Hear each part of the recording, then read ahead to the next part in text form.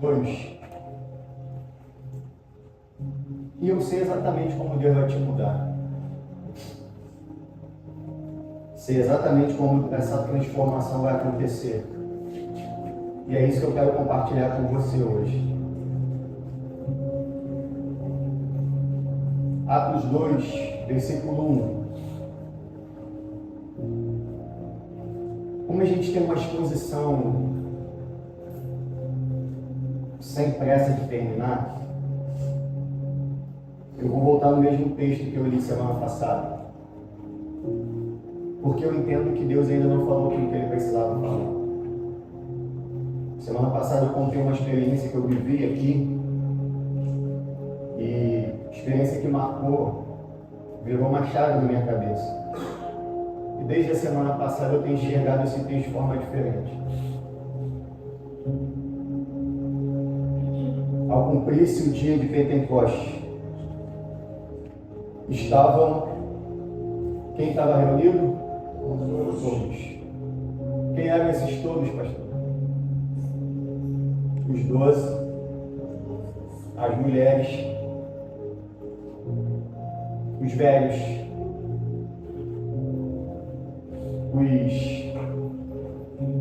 os que acompanhavam, os 120. A igreja de Jesus, você percebe que enquanto Jesus ele esteve na terra, uma multidão seguia Jesus. A gente vai ver, por exemplo, quando ele multiplica pães e peixes, havia ali um número básico de 10.000 pessoas. Era essa média. Quando se fala na Bíblia multidão, é algo maior do que 5.000 pessoas. Então Jesus andava e uma multidão estava atrás dele. Por quê? Porque Jesus ele era fenomenal. Era muito bom assistir o que Jesus fazia. Jesus ele sempre tinha algo novo para mostrar. E quando você ia até onde Jesus estava, não era só uma mensagem que fazia você refletir, uma mensagem diferente de tudo que já se tinha falado na época, uma interpretação completamente diferente da Torá. Por exemplo, quando Jesus chega na sinagoga, Jesus está lá em Cafarnaum, lá onde ele morava, e ele abre o livro do profeta Isaías, ele fala que o Messias que viria para dar vista ao cego, para anunciar boas novas, a quebrantar de coração, era ele. Esse dia chegou. Ninguém nunca, jamais na história ousou se colocar nesse lugar de Messias, porque sabia que Deus poderia fulminá-lo. E Jesus não só se colocou nesse lugar porque ele era um atrevido, não, porque ele realmente era o cumprimento da palavra. Então ouvir Jesus era a certeza de uma interpretação diferente, porque ele não interpretava a Torá segundo o seu conhecimento adquirido com estudos, com leitura. Ele interpretava a Torá segundo o conhecimento de quem inspirou. Então por isso que a interpretação de Jesus é diferente de qualquer outra. Por quê? Porque ele fez parte da inspiração que usou e inundou homens a escreverem essas leis, esses livros. Então Jesus interpretava com um jeito completamente diferente. A multidão adorava isso. A multidão adorava ver Jesus curando, libertando, fazendo coisas extraordinárias. A multidão adorava isso. Até a cruz. Até a cruz, quando os romanos vão prender Jesus no Getsêmani e todo mundo foge. A partir dali, essa grande multidão que gostava de ver se transformou no número de 120 pessoas, foram os que restaram.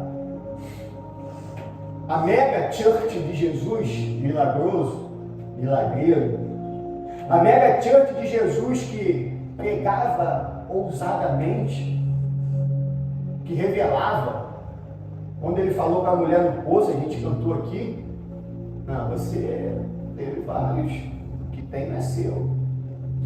Jesus que revelava no profundo e escondido, Jesus que curava essa multidão que gostava de ver isso, foi todo mundo embora. Porque Jesus agora foi crucificado. O que sobrou foram os 120, que eram os mais próximos a ele.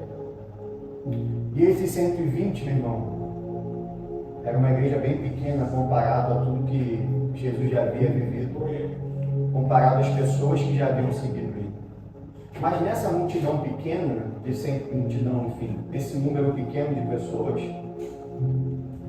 tinha todo tipo de pessoas.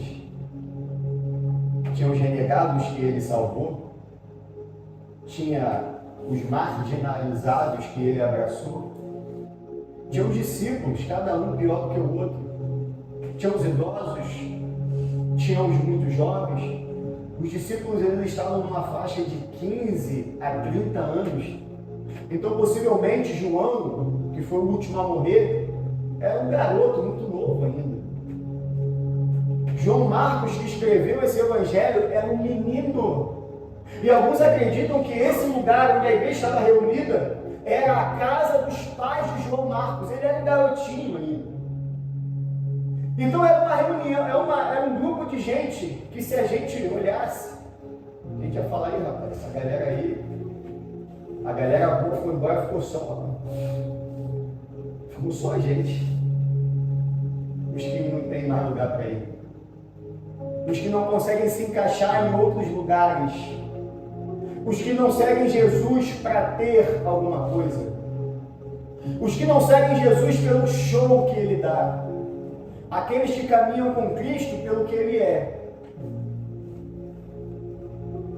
pelo impacto que ele trouxe à nossa vida. Esses éramos todos que estavam reunidos no mesmo lugar. Era o cumprimento da ordem: fiquem aqui. Então todos estavam reunidos. Imagina, meu irmão, um grupo de 120 pessoas reunidas durante 50 dias, tomando café da manhã, almoçando, café da tarde. A gente viu o que aconteceu na pandemia, né? Tá certo, gente? Quando eu estou cheio de mim, quando eu sou assim, eu não consigo mudar. O que vem na minha cabeça eu falo mesmo. 120 pessoas reunidas durante 50 dias. Eu vou te falar uma coisa aqui. Alguns acreditam que esse momento do Pentecostes é o inverso do que aconteceu em Babel. O que aconteceu em Babel, eles estavam unidos com um ímpeto, com a vontade de construir uma torre para chegar até o céu. Todos falavam a mesma língua. E Deus desce e confunde a língua. E quando confunde a língua, eles se espalham. Porque não tem como construir nada falando uma língua diferente. Aqui Deus faz o inverso. Deus junta a gente de tudo que é lugar da bacia do Mediterrâneo. Pessoas que falavam línguas e dialetos diferentes, agora todos ouvem na mesma língua. Porque se a confusão da língua espalha, a união da língua junta. E qual é a lição disso para a gente? Não dá para ficar 50 dias no mesmo lugar se não tiver união, se não tiver humildade, se não tiver paciência. Não dá para permanecer 50 dias no mesmo lugar se você não tiver comprometido com o reino. Não dá para ficar 50 dias no mesmo lugar esperando se você não tiver certeza do seu chamado. Não dá. É difícil aturar a gente. Mas talvez essa ordem de ficar no mesmo lugar durante 50 dias já fosse um preparo de Deus para aquilo que iria acontecer. Porque Deus não enviaria o Espírito Santo aonde há discórdia. Amém? O avivamento não vai chegar se você não fala com o teu irmão. O avivamento não vai chegar se você não tem humildade para pedir perdão. O avivamento nunca vai chegar se você não ter paciência. Se você não tiver o domínio próprio para permanecer no mesmo lugar. E esses 120, eu já falei aqui, por exemplo, Mateus e Simão, o Zelote.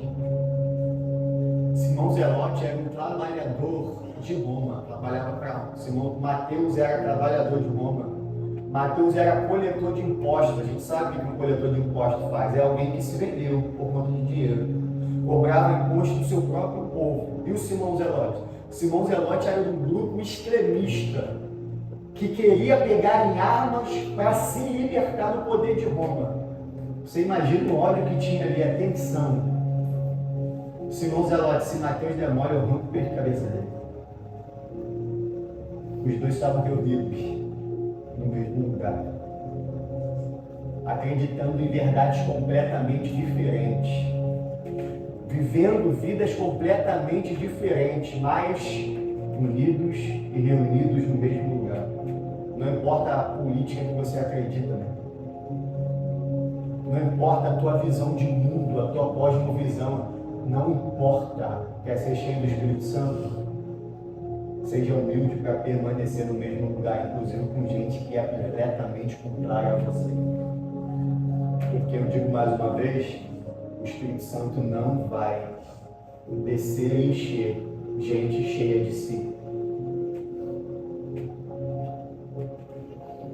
De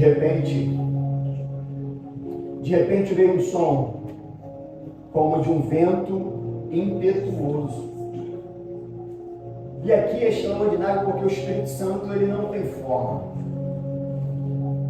O Espírito Santo, como o nome já diz, ele é Espírito. E essa palavra vento que o autor escreve, que Lucas escolhe para colocar aqui, é pneuma. É pneuma.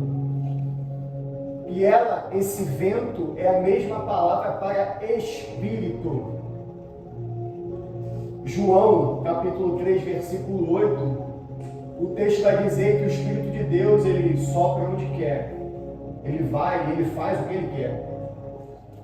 O Espírito Santo de Deus, lá no livro de Ezequiel, capítulo 37, o Espírito Santo de Deus, ele sopra naquele vale de ossos secos e ele traz vida àquele lugar que estava completamente morto. O Espírito Santo de Deus, ele faz o que ele quer. Ele chega a hora que ele quer. Ele age do jeito que ele quer. Ele enche quem ele quer. Ele atua do jeito que ele quer. Por isso que ele é aqui comparado como um som. Um som que preenche, mas é o som de quê? De um vento. O vento você pode até calcular a sua velocidade. Mas você não pode. Só a Dilma, né? Que a Dilma conseguiu estocar o vento. Fecha parênteses. Tô brincando, né? Enfim, tô brincando. Não vai ficar com raiva de mim, não. Você não vai ver. Eu vou parar de fazer essas piadas sem graça. O vento você não consegue indicar a direção que ele vai. Vento natural. O vento você não consegue limitá-lo, direcioná-lo. O vento ele sopra, a ideia é essa. Quando a palavra diz sopra, é dos quatro ventos, porque esse vento ele preenche, inunda todos os lugares. Sempre que aparece quatro cantos da terra faz referência a todo mundo.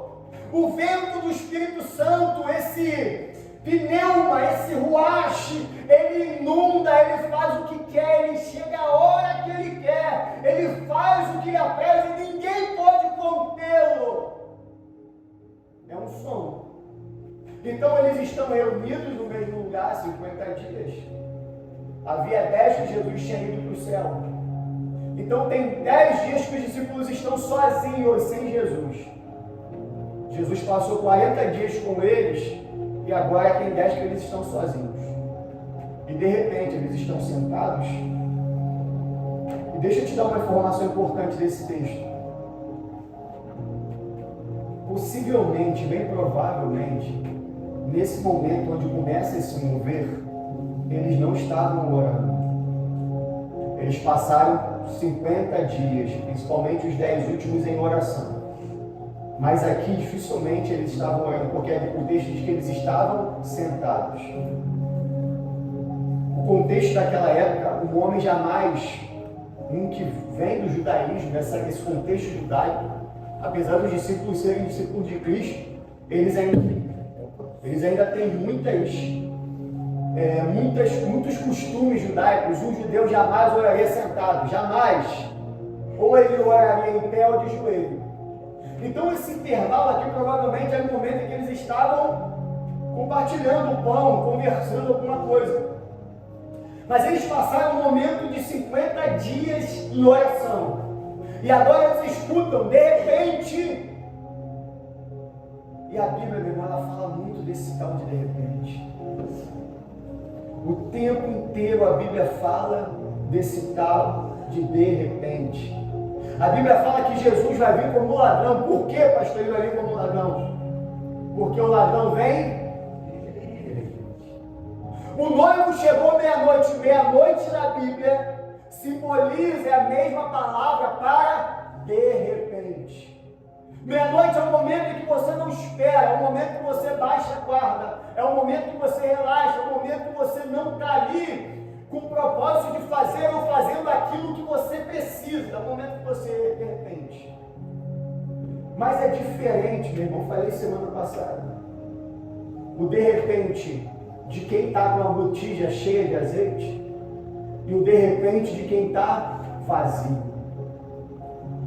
A parábola das 10 virgens, as 10 dormiram. As 10 eram virgens, as 10 pegaram no sono, porém, quando de repente chegou, 5 tinham azeite na botija. O de repente não pega o crente fiel de surpresa. Você pode até estar compartilhando do pão, você pode até não estar no momento de oração, mas o de repente de Deus não pega o crente de surpresa. Aconteceu um de repente de Deus comigo semana passada, de vez em quando acontece. Deus falou comigo no meu ouvido, no momento em que eu estava dirigindo, não estava orando. E quando eu estou dirigindo, geralmente é os momentos que eu estou mais estressado, mas de repente Deus falou no meu ouvido. De repente Deus vai falar contigo essa semana. Mas você só vai ouvir a voz de Deus de forma audível se a tua botija estiver cheia de azeite. Azeite é o que vai fazer o de repente de Deus não te pegar de surpresa. De repente, eles ouvem um som, e quem enche a casa não é o vento, é o som. O som era como de um vento, e a gente vai fazer esse contraponto com o livro de Êxodo, quando Deus se manifesta no Sinai. A voz de Deus é como um som também de muitas águas, é o som que preenche. E Lucas ele tenta explicar, mas fica meio estranho de entender isso, porque o som encheu. E era um som como de um vento. E é o primeiro sinal. De repente, esse vento, esse som, ele enche a casa. E o segundo sinal é que o texto continua. Versículo 3, e apareceram distribuídas línguas como de fogo.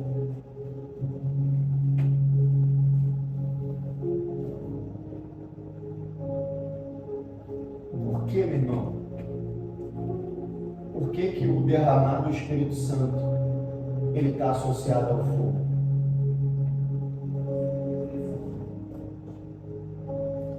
Por que a gente sempre associa essas duas coisas? Por que sempre que a gente pensa em Espírito Santo, a gente pensa logo no fogo? Porque sempre Deus se manifestou ao longo da história como fogo. E o que é o Pentecostes? Pentecoste, pastor? O povo sai do Egito. E quando o povo sai do Egito, qual é a festa que eles... Qual é o último dia, a última praga? Lembra? A morte dos... E para que os judeus não tivessem os seus primogênitos mortos, o que eles fizeram? Mataram o cordeiro e passaram o sangue nos umbrais da porta, no caixonete da porta. E aquela cena, aquele momento, passou a ser, se transformou numa festa. A festa do Cordeiro Pascual, aquele cordeiro, todo ano ele era morto um cordeiro. Para simbolizar essa festa, esse sangue que foi passado no umbral da porta. Então todos os anos eles comiam pães árigos e bebiam ervas amargas. Lembre-se que Jesus morreu na Páscoa. E isso nos dá é um símbolo. Por que Jesus morreu na Páscoa? Porque outrora, aquela primeira aliança, que era uma aliança feita com o sangue de um cordeiro, que tinha que ser renovado todos os anos, a partir de Cristo. Não é à toa que Jesus morreu na Páscoa, porque Jesus simbolizava uma nova aliança. Essa nova aliança não é feita periodicamente, a justificação se dá uma vez por todas. O sangue de Cristo nos lavou de uma vez por todas de todo o nosso pecado, e esse sangue do Cordeiro agora não está no umbral da nossa porta para que o espírito da morte passe de longe. Esse sangue do Cordeiro nos libertou, nos lavou, nos inundou, e agora o espírito da morte foi vencido de uma vez por todas e nós alcançamos vida nele. Por isso que não se come pães ásperos e ervas amargas na Páscoa. Nós comemos do pão e bebemos do vinho, porque os pães ásperos era para lembrar da pressa, e a erva amarga da amargura, do sofrimento. Mas a aliança de Cristo não tem pressa nem sofrimento. Pode repetir isso. A aliança de Cristo não tem pressa nem sofrimento. Jesus diz que o jugo dele é suave e o fardo é leve. A aliança de Cristo é revigorante. A aliança de Cristo acalma, traz leveza para a nossa alma. Porque Romanos diz que o sacrifício de Cristo nos deu paz com Deus.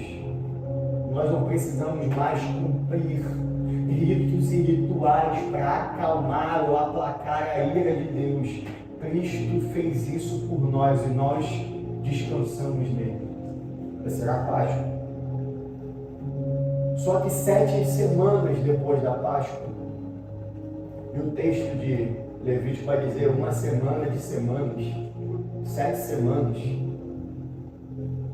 e os judeus passaram a fechar esse calendário em 50 dias depois da Páscoa.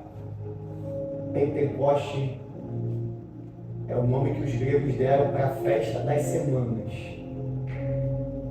50 dias depois da Páscoa aconteceu outro evento.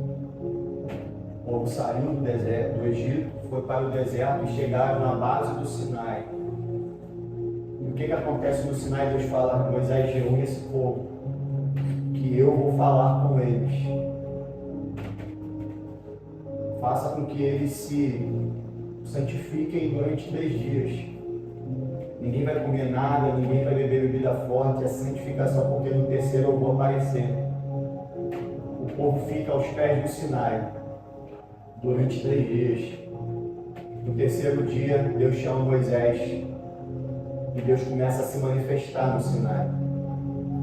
É uma cena absurda, porque o texto vai dizer que era um som como de muitas águas, fogo, terremoto, o Sinai tremia, trovões e uma fumaça densa.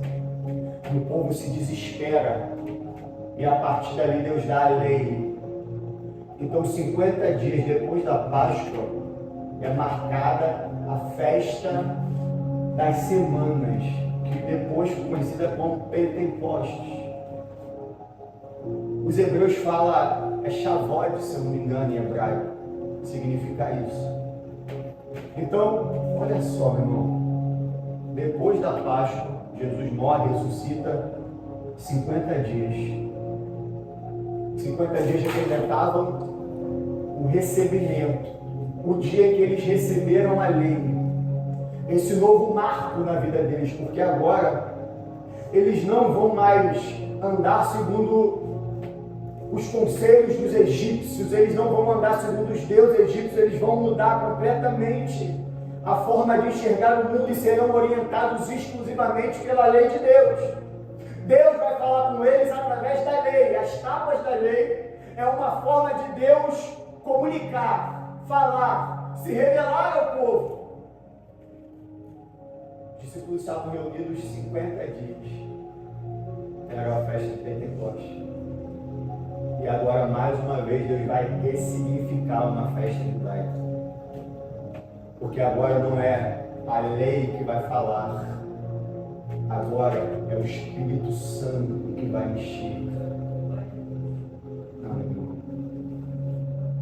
Você está dormindo?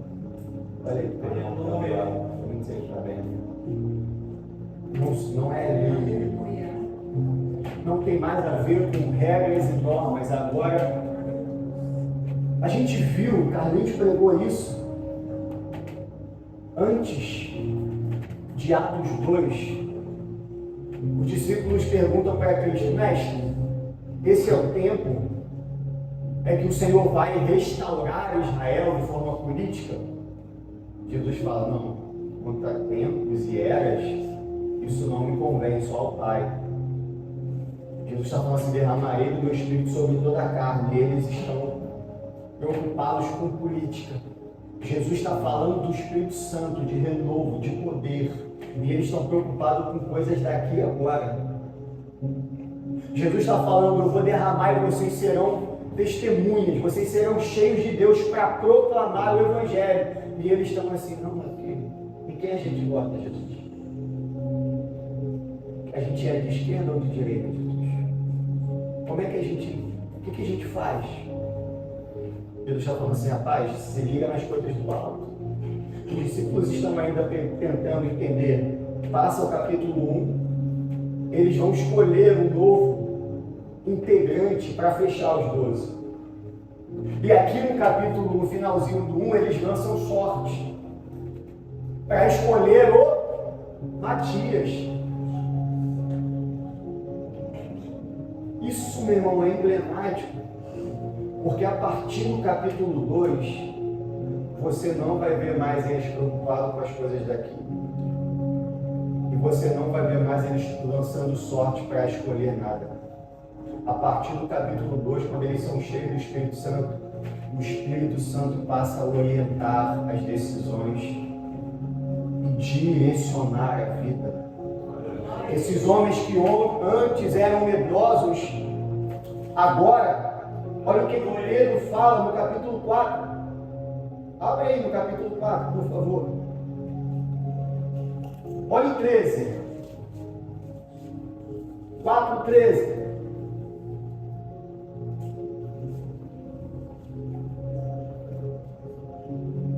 Ao verem a ousadia de Pedro e João, depois de Atos 2. Porque lembrem que Pedro e João, antes de Atos 2, Pedro foge. Pedro arranca a orelha de Malco. Pedro e João querem saber quando que Jesus vai libertar. Eles estão preocupados, eles estão lançando dado para escolher, eles estão preocupados, inseguros. Mas depois de Atos 2, não. Ao verem a ousadia de Pedro e João, sabendo que eram iletrados. Isso aqui é uma palavra bonita para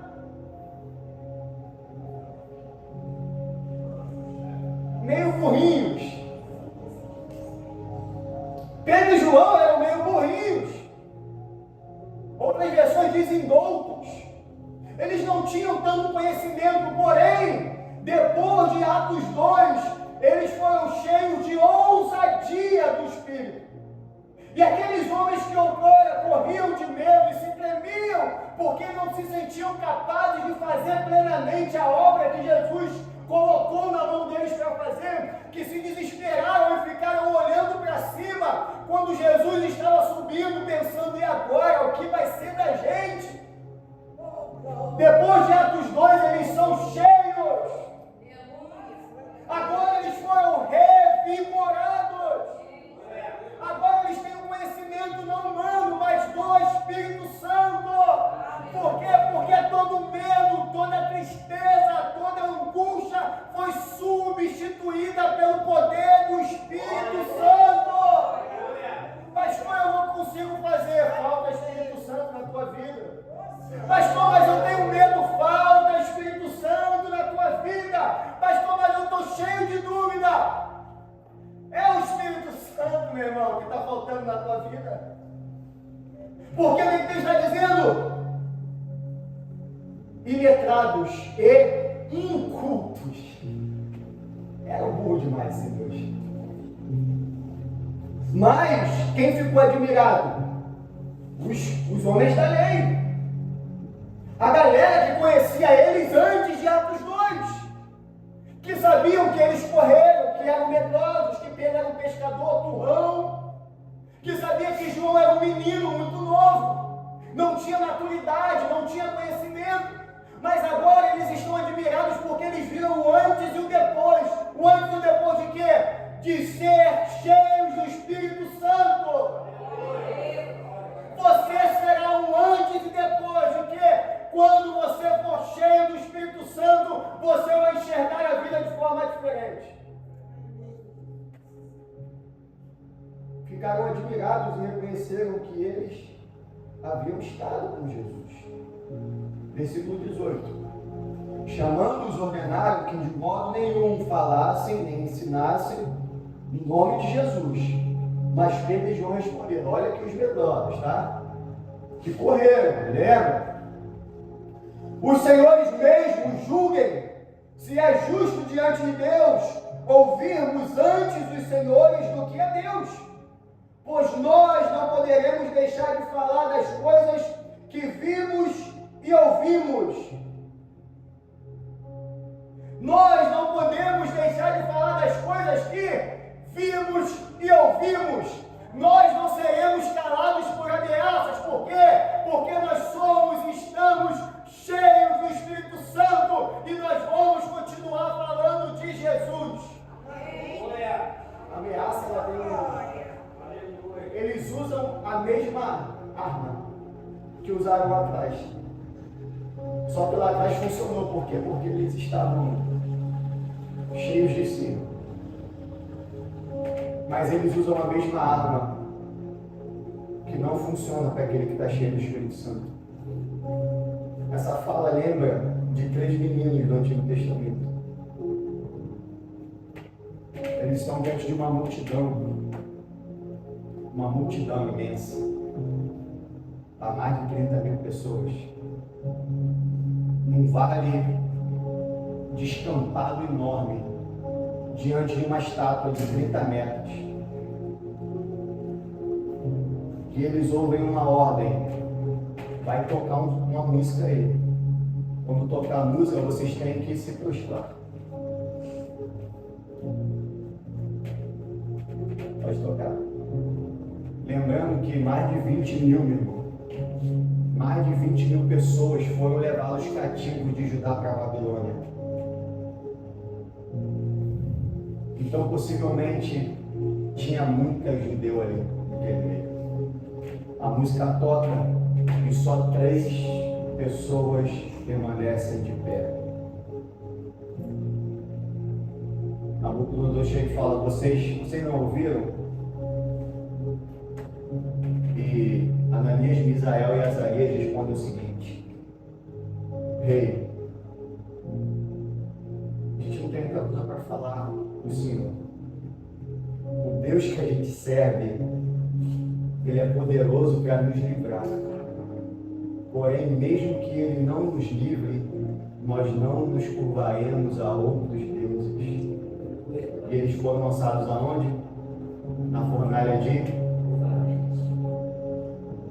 A fornalha desses 3 é igual à sarça ardente de Moisés.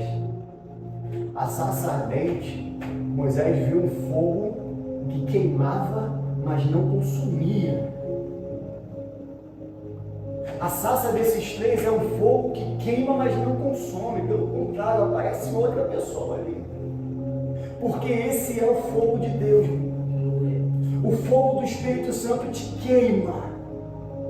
O fogo do Espírito Santo te marca.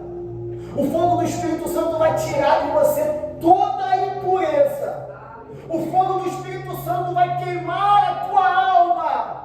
Vai fazer com que você sinta o poder, mas não vai te matar. O fogo de Deus te queima, mas não te consome, porque Deus, Ele lança o fogo para te purificar. Glória ao teu nome, Jesus. Antes e depois. De quê, pastor? De um fogo que apareceu. Antes e depois do fogo que pousou sobre a cabeça deles. Antes e depois de serem batizados com fogo. O problema é que nas nossas igrejas hoje, cultuar se transformou em um hobby. É legal ir para a igreja. É bom a gente se derramar no período da música. Porque a música tem o poder de tocar a nossa alma. A música tem o poder de trazer recordações, conforto. Então, por isso que a música é uma arma muito usada nos cultos. Você vai chegar no culto e a música vai mexer contigo e vai te afagar. Mas culto não é só isso. Você vai chegar no culto e onde a palavra vai te trazer uma motivação extra. Mas culto não é só isso. Nós não fomos chamados para ter a nossa vida, a nossa conduta, as nossas vontades atestadas e carimbadas por uma religião.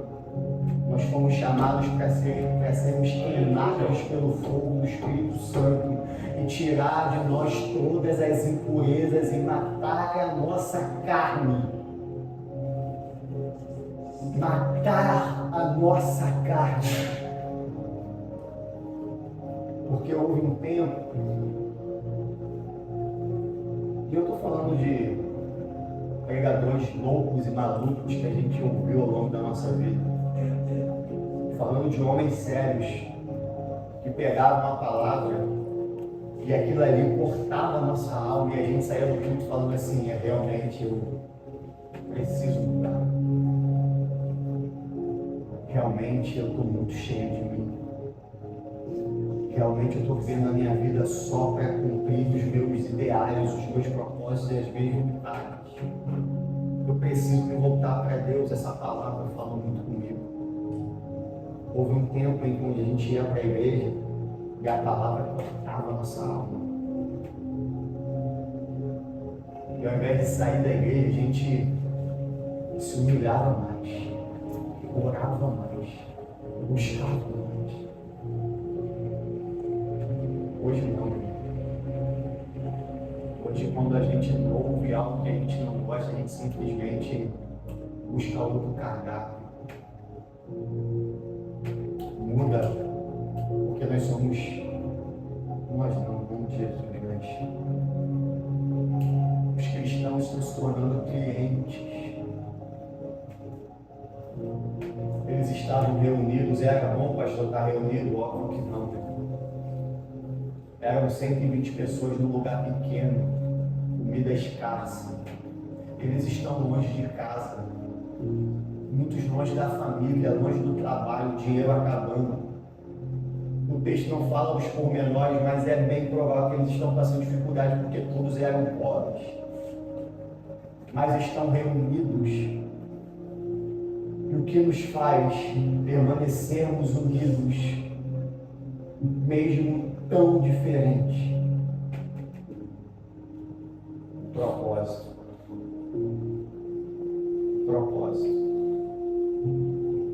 O propósito me faz não enxergar o outro apenas como um defeito, como alguém diferente de mim, que como não faz o que eu gosto, como não faz o que eu faço, é quase que um inimigo. O propósito me faz vir para a igreja e voltar. Em nome de Jesus, meu irmão. Eu sei que você não faz isso. Mas para de chegar em casa e pontuar os defeitos do culto e da igreja. Você não vai rever o avivamento agindo assim. Ao invés de criticar, ore. Ao invés de criar ódio e mágoa pelo teu irmão, ore por ele. Juntos e unidos com o mesmo propósito, o que é que isso acontece? Fogo. O fogo só vai vir, meu irmão, quando você amar. Quando você aprender a conviver. O fogo só vai vir quando você parar de ficar emprestando a tua língua pro diabo. Aleluia. O fogo só vai vir quando você parar de se achar melhor do que o outro. Tinha uns 12 ali. Eles eram importantes. Mas o texto não fala os 12 ou os outros, não. Todos. Porque o Espírito Santo nivela. No batismo com o Espírito Santo, a graça de Deus nos nivela. Para Deus não tem mais melhor nem principal. Todos somos iguais. O fogo. O fogo vai queimar o que está passando. Talvez eu me veja muito maior do que eu realmente sou.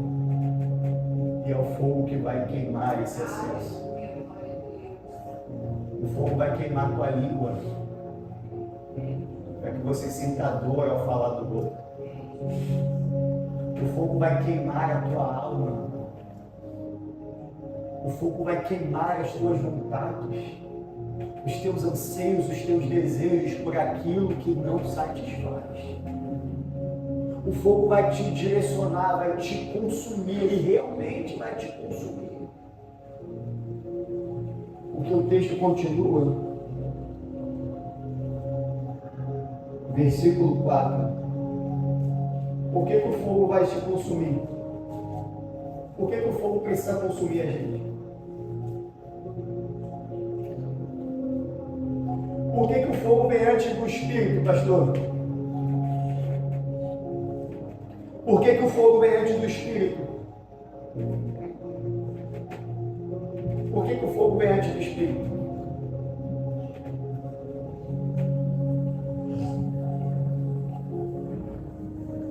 Elias orou. E a resposta da oração de Elias foi o quê? O chamado de Elias no capítulo 6, o que o serafim, que é um ser de fogo, o que serafins passa na boca do Elias? Fogo. Ezequiel tem uma visão, e na visão de Ezequiel tinha um ser de fogo. Quando o templo é inaugurado em 2 Reis, a resposta da oração é fogo. O fogo sempre vem como resposta. O fogo sempre vem como consequência de uma oração ouvida. Quando eu oro e Deus atende a minha oração e Ele se inclina para mim, Ele responde com fogo. E o que é esse fogo? Esse fogo, meu irmão, é que nos faz melhor. Só que aqui o fogo vem antes. O fogo vem antes da resposta. A resposta é o Espírito Santo. Mas o fogo vem antes. Por quê, pastor? Porque o fogo consome todo o nosso eu. Para que o Espírito Santo nos encha, precisamos estar vazios. O Espírito Santo não vai encher você se você estiver cheio de si, não tem espaço.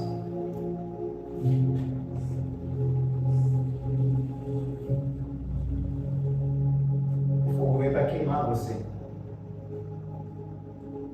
Para que você esqueça de quem você é. Para que você abra mão da tua vontade.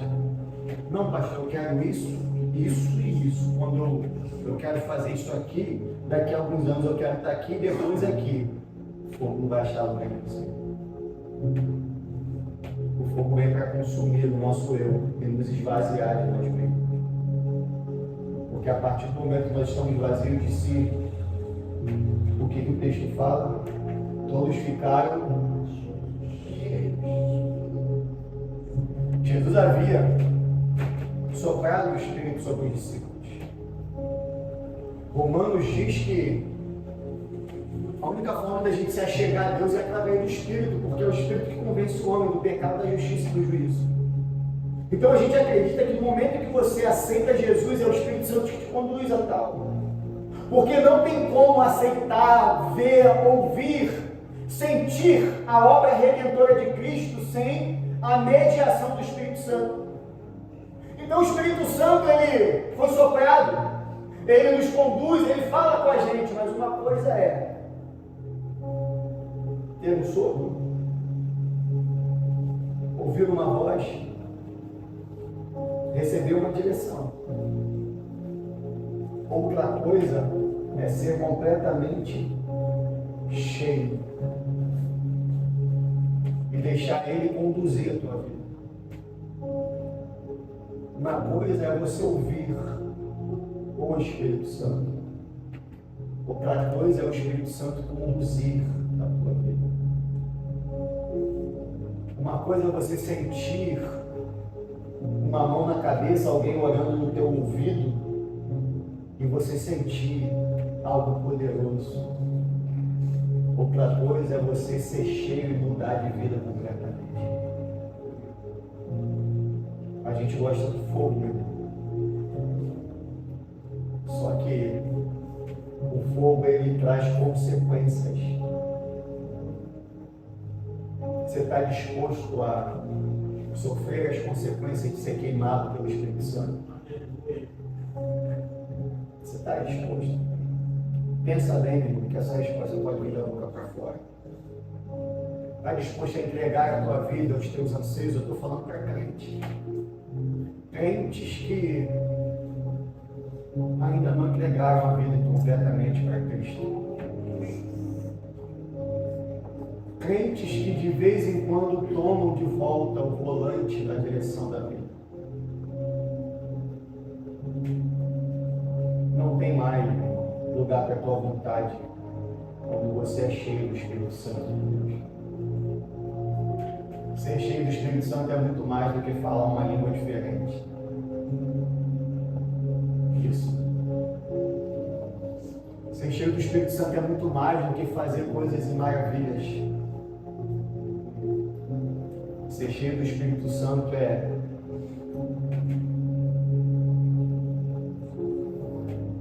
se despedir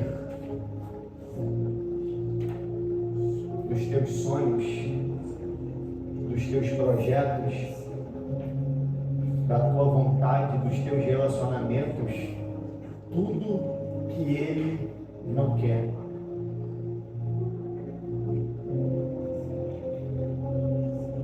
Atos 2 é um dos textos mais radicais da Bíblia, porque ele vai mostrar o antes e o depois de homens simples como a gente, simples como nós, mas que ao receberem o Espírito Santo não são mais reconhecidos como antes. Ao receberem o Espírito Santo se transformam em novas criaturas. Talvez o que eu tenho falado aqui durante esses dias, você tenha pensado assim, não, a gente vai rodar, a gente vai pular, a gente vai começar a falar em mistério lá na igreja e os cultos vai ser aquele negócio. Isso é só a pontinha do iceberg. Avivamento, a gente descobre quando o avivamento foi real, depois que ele acontece. Porque o que vai mostrar que um avivamento realmente foi dado pelo Espírito Santo, que o fogo queimou aquelas pessoas, é pelos resultados que elas dão. Famílias restauradas, frutos do Espírito, igrejas comprometidas com o reino, que vão atrás do pobre, do órfão, da viúva, pessoas que abrem mão das suas riquezas para dividir o que tem com o menos favorecido. Pessoas que entenderam o seu lugar nesse mundo Avivamento não é só, meu irmão, que se a gente está vendo aí fora. A começar de mim. A começar de mim. Eu não aceito mais essa vida que eu vivo.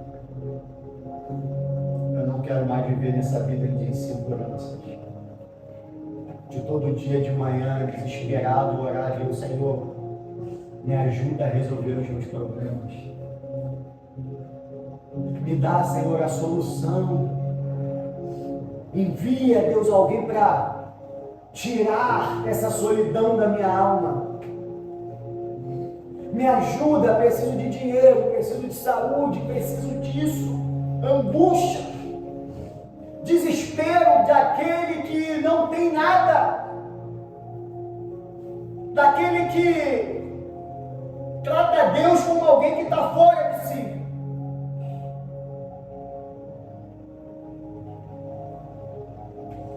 Se você for cheio de vazio de você, queimado pelo fogo do Senhor, se o Espírito Santo te encher, Deus não vai estar mais fora, distante. Esse desespero vai sumir da tua vida, porque Deus vai habitar dentro de você. E Ele vai solucionar os problemas da sua alma.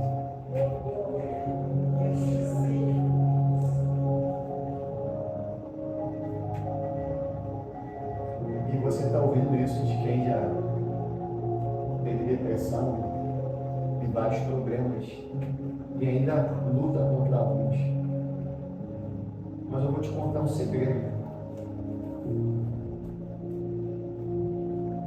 Todas as vezes, lembra do Romanos capítulo 7?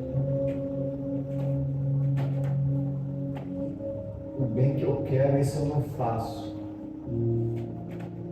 Mas o mal que eu não quero está sempre diante de mim. É Paulo falando contra ele, falando com ele mesmo. Esse é o mal. Esse é o Rafael mal. É o Rafael mundo. É o Rafael carne. O fogo que me queimou e agora o Espírito habita dentro de mim. Aleluia. É Ele, meu irmão, que vai te ajudar. Para de achar que ser cheio do Espírito Santo é só falar uma língua diferente. Para de achar que ser cheio do Espírito Santo é só fazer coisas. É só ser notado. Ser cheio do Espírito Santo fundamentalmente é ter uma vida diferente. É dar lugar ao único que pode reger a tua vida de forma plena. É tirar de dentro de você todos esses monstros. Essa solidão que toda noite bate na tua porta e diz: eu não vou sair daqui. Que ocupou um espaço terrível no teu coração. Esse vazio que está dentro da